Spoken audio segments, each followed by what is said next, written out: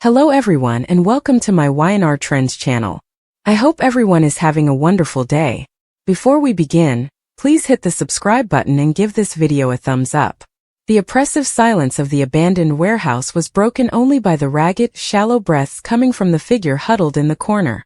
Noah Newman, once a vibrant young man with a promising future, had been reduced to a shadow, his clothes torn and stained, his face a canvas of bruises and dirt.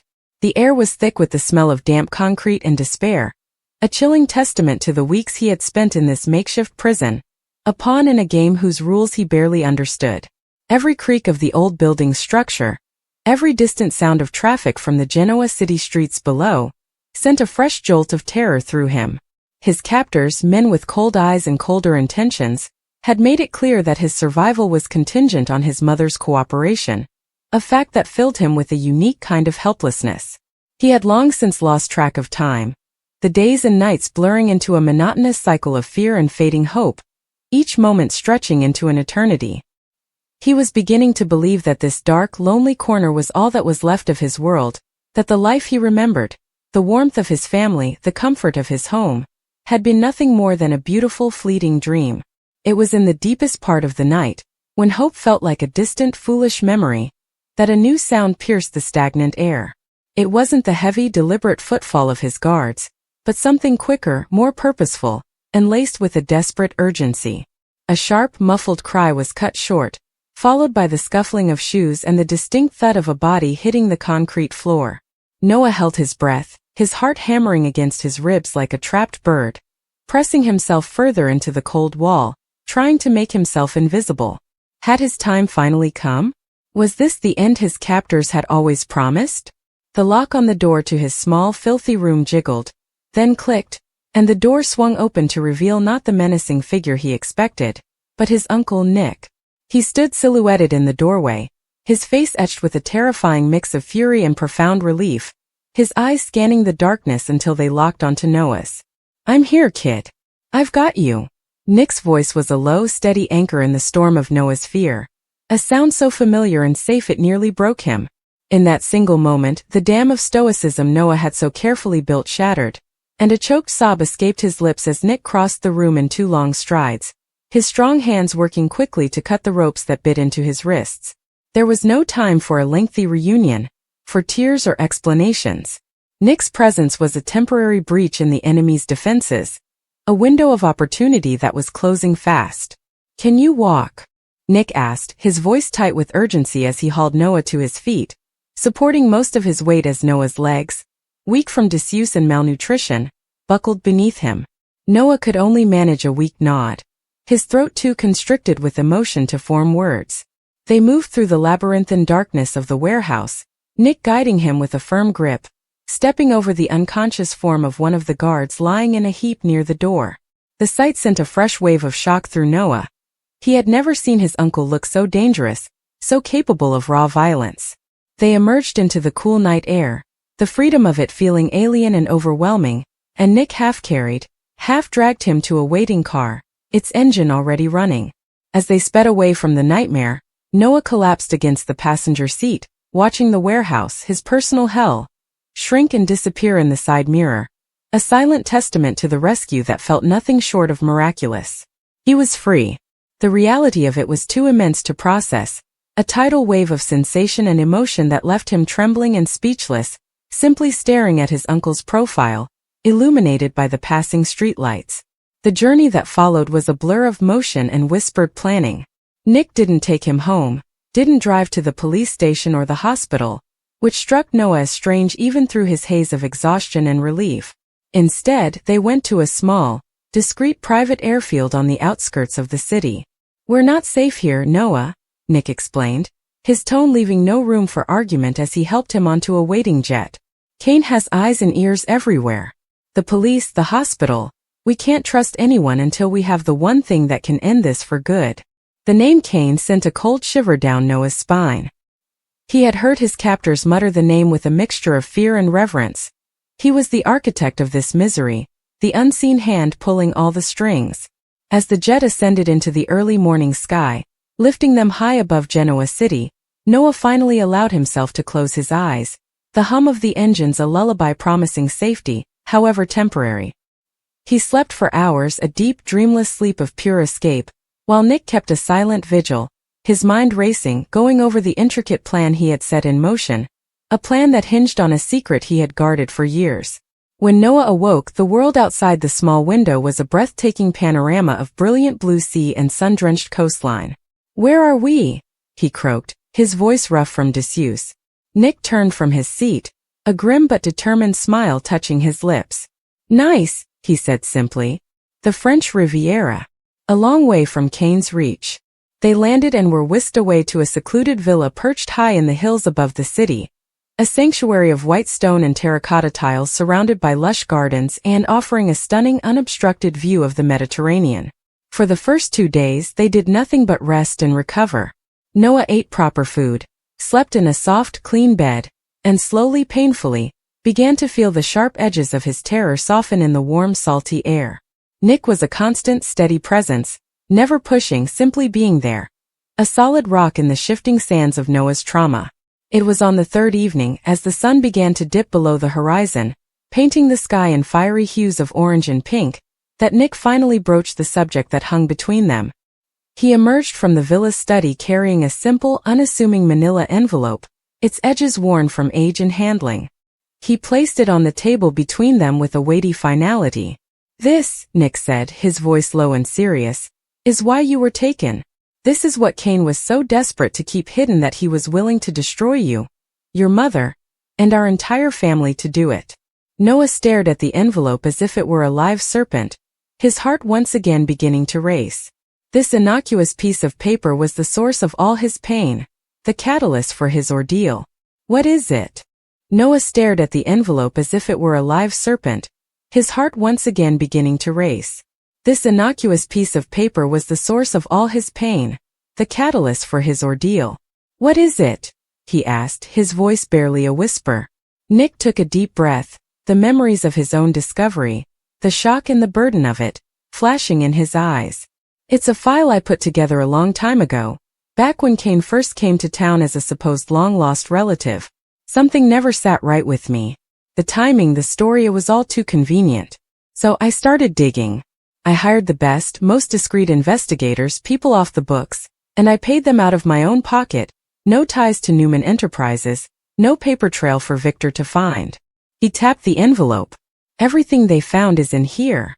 It proves beyond a shadow of a doubt that the man we know as Kane is not who he claims to be. His entire identity is a fabrication, a carefully constructed lie he built to infiltrate our family and get close to the Abbott fortune." Noah listened, stunned into silence, as Nick laid out the contents of the file. It contained forged birth certificates, bank records from offshore accounts showing large, unexplained payments, sworn affidavits from people who had known the real person Kane was impersonating, and most damning of all, photographic evidence of Kane meeting with known criminals in the years before he arrived in Genoa City, discussions that were clearly about the plan to assume a new life. It was a life built on a foundation of deception, a criminal conspiracy of identity theft and fraud that spanned continents and years. The sheer scale of the lie was staggering. Noah tried to reconcile the man he had known for years, a man who had been a part of family holidays, who had comforted his mother, who had stood by them in times of crisis, with the cold, calculating criminal depicted in the file.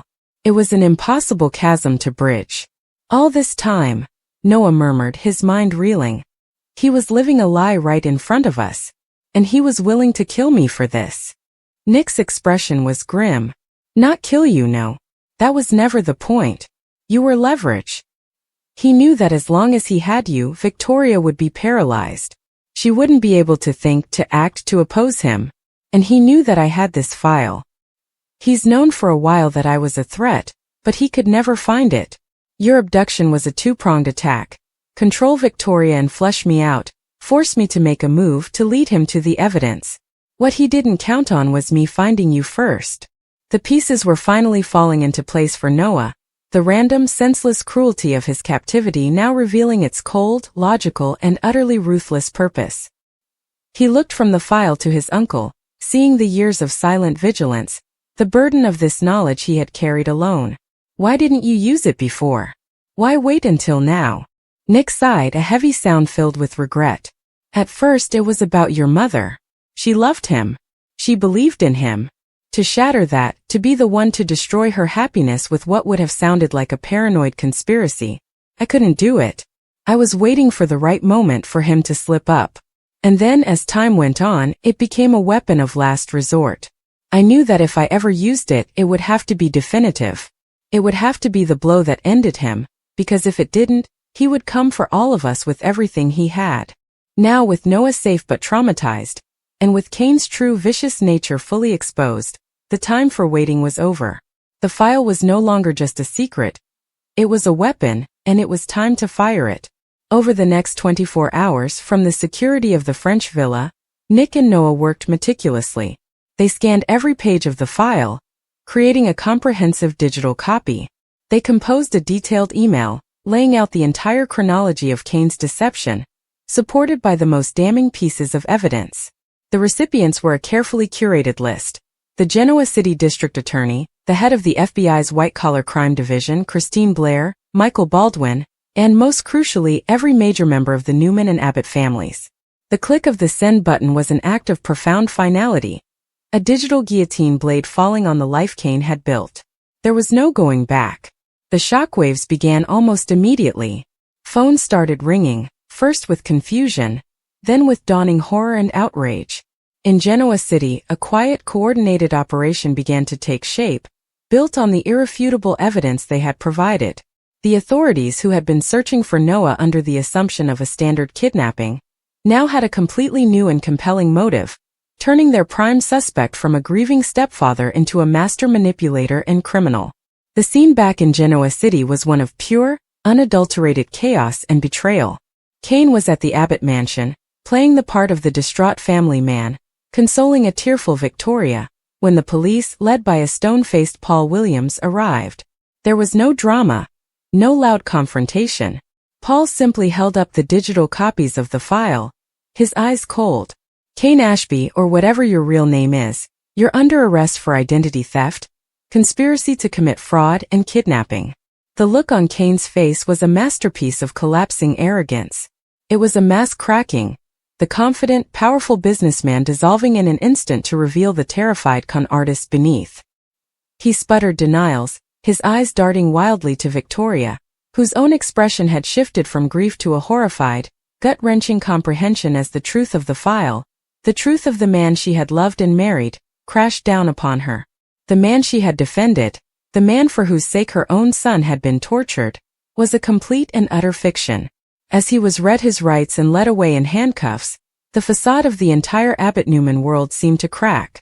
The revelation was a bomb that had detonated at the very center of their lives, leaving a crater of disbelief, anger, and profound sorrow in its wake. Meanwhile, high above the Mediterranean, Nick and Noah watched the news reports begin to trickle in on a secure laptop. They saw the grainy footage of Kane being perp-walked into the police station, his head bowed, his empire of lies in ruins. There was no sense of victory, no triumphant cheering. Instead, a heavy, solemn silence settled between them. The monster had been slain, but the cost had been immense. Noah's innocence was gone, replaced by the cynical knowledge of how deep betrayal could run. Victoria's heart was shattered. The family was scarred yet again by a deception of epic proportions. Nick placed a comforting hand on his nephew's shoulder. "It's over," he said, his voice thick with emotion. And for the first time since he had been taken, Noah truly believed it was. The secret file had done its job. It had exposed the truth, it had delivered a form of justice, and it had set him free not just from a physical prison, but from the shadow of a lie that had held his family captive for far too long. As they sat in the gathering twilight, the lights of night beginning to twinkle like diamonds far below, they knew the road to healing would be long and difficult. But for now, in the quiet aftermath of the storm, they had the one thing that had been stolen from them, the truth, and with it, the first fragile seeds of a new beginning. The rain had started falling hard over Genoa City when Nick Newman burst through the doors of Crimson Lights, his phone pressed tight against his ear, voice tight with fear. "Sharon, it's Noah. He's missing." His words trembled, not because of panic alone, but because of something darker he had learned in the past 24 hours. His son hadn't just disappeared. He'd been taken. And the name connected to the kidnapping chilled him to the core. Kane Ashby. For weeks, Nick had sensed that something was off. Kane had been acting strangely, nervous, secretive, constantly looking over his shoulder. It wasn't the same man who once prided himself on family and honor. Nick's instincts had always been sharp, honed by years of Newman family crises, but this time it was personal. His gut told him that Kane was hiding something that went far beyond business deals or jealousy. But never, not even in his worst nightmares, did he imagine that Kane would target Noah. He drove through the night, following a lead Phyllis had pulled from a contact in London. Noah's car had been found abandoned near an old airstrip outside of Chicago. The airport security footage was blurry, but one thing was clear. Noah had been forced onto a private jet. And though the registration number was fake, Nick's corporate connections quickly traced it to a shell company tied to Chancellor Industries, one of Kane's former business fronts. By the time Nick reached the small hangar, it was almost dawn. The cold wind whipped against his jacket as he stepped out of the car. He could hear the faint hum of an aircraft still cooling off, the smell of aviation fuel thick in the air. A figure stumbled out from behind a stack of cargo crates. It was Noah. Noah! Nick shouted, sprinting toward him. Noah looked pale, shaken, his clothes torn. Dad! He rasped, collapsing into his father's arms. They were going to take me to France. Kane, he said, I knew too much. Nick's heart pounded as he pulled his son close. You're safe now, he said firmly, though inside, he knew this was far from over. The name France echoed in his mind like a riddle. Why Nice? What could possibly connect Kane to that city? Later, after a doctor confirmed that Noah had only suffered minor injuries, Nick sat by his bedside at Memorial Hospital. Noah's eyes fluttered open and he whispered, There's something you need to see, Dad. Something in Kane's possession, a file. He called it the secret file. He said if anyone ever saw it, it would destroy everything. Nick frowned. Destroy what? I don't know, Noah replied weakly. But he mentioned Victor's name. That hit Nick like a thunderclap. His father's name. That meant this wasn't just some petty business scheme. This was tied to the Newman legacy itself. Whatever Kane had, it must be powerful enough to threaten the entire family. Within hours, Nick had made up his mind. He arranged for a private jet to take them both to Nice, France. He didn't tell Sharon or Victor. He couldn't risk anyone else being dragged into this until he knew what they were dealing with. Kane had connections, and if the file was hidden overseas, it had to be somewhere only Nick and Noah could reach before Kane destroyed it, or used it. As the jet sliced through the dark sky, Nick stared out at the endless horizon. The hum of the engines did little to drown out the storm raging in his head. Every decision he'd made over the years, every time he tried to protect his family, seemed to lead to new danger. Now his own son had nearly paid the price. Noah sat across from him, eyes haunted. Dad, Kane said he had proof that would send him to prison for life, but he also said it would ruin Victor. Nick's jaw tightened. Then we find it before he does. Do you think it's real? Noah asked softly. I don't know, Nick admitted. But if Kane's desperate enough to kidnap you, it's real enough to fight for. The flight to Nice took nearly 10 hours. During that time, Nick reviewed every possible lead. He contacted Michael Baldwin discreetly through an encrypted channel. The lawyer confirmed what Nick suspected. Kane's name had been tied to a series of offshore accounts that linked to a property in the hills of Nice. A villa registered under the alias Elias Crown. Kane's alias, Nick muttered, shaking his head. He's been hiding in plain sight. When the plane touched down in Nice, the Mediterranean sun was just breaking over the horizon, painting the sky in soft gold. For a brief moment, the beauty of the view seemed almost surreal, an impossible contrast to the danger they were walking into. They rented a car and drove up the winding coastal road toward the hills, where the villa overlooked the sea like a fortress. Nick could feel the tension radiating from his son beside him. You don't have to do this, Noah said quietly. Nick shot him a firm look. After what he did to you. After what he's hiding. I have to. When they finally reached the villa, the gates were chained, but Nick used a crowbar he'd brought from the car trunk to break them open. The property was eerily quiet, too quiet. The main doors were locked, Yet a window on the side had been left slightly ajar, as if someone had left in a hurry. Inside, the air smelled of stale wine and dust. The furniture was covered, and the floor showed signs of recent movement, footprints leading toward the study. Nick followed them cautiously, hand instinctively hovering near the concealed pistol he kept under his jacket. In the study, sunlight filtered through heavy drapes, falling across a mahogany desk. Papers were scattered everywhere. Financial ledgers, fake passports, encrypted USB drives. And there, hidden beneath a loose floorboard, was a slim black folder labeled in red ink, Confidential Newman File. Noah's breath hitched. That's it, the secret file. Nick crouched, heart pounding. Then this is what Kane's been protecting. He reached for the folder, but before his fingers touched it, a familiar voice spoke from the doorway. Looking for something, Nick? Nick froze, recognizing the tone instantly. He turned slowly, and there stood Kane Ashby, eyes cold, gun in hand,